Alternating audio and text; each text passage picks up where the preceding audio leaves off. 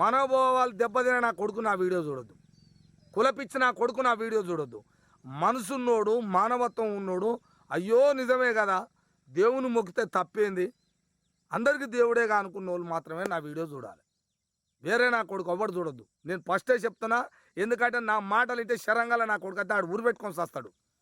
మనిషి అయితే చస్తాడు ఆడు. బేకారు నా కొడుకు అయితే ఆడు చావడు. నేను చెప్తున్నాగా, మనిషిని మనిషి లెక్క చూడుర్రా. ఎవడురా మమ్మల్ని చూస్తాడు? ఈ భూమి మీద ఎవడు రా వాళ్ళని చూస్తాడు? చెప్పురు నాకు. దేవుని మొక్కుకుందామని వస్తే ఒక కొడుకు చంపే తన్నే. దేవుడే లేడంటే మళ్ళీ ఒక కొడుకు దాన్నే. లేడన్నందుకు ఒకటి దాన్నే, ఉన్నాడంటే ఒకటి దాన్నే. మరి ఏందో చెప్పరా అదుర్రా ఇంట్లో.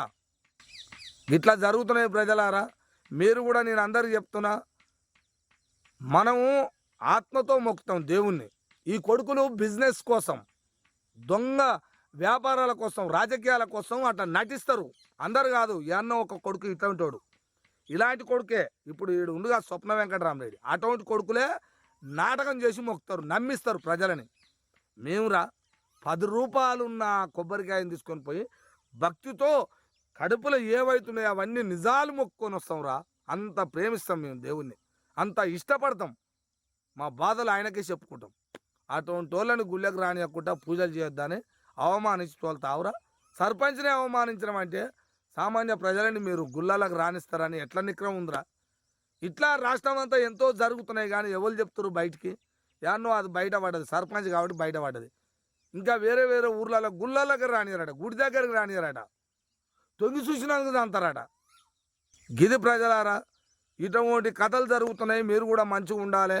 కుందామని పోయిన గుడికి రాని అన్నప్పుడు మనం ఏం చేద్దాం?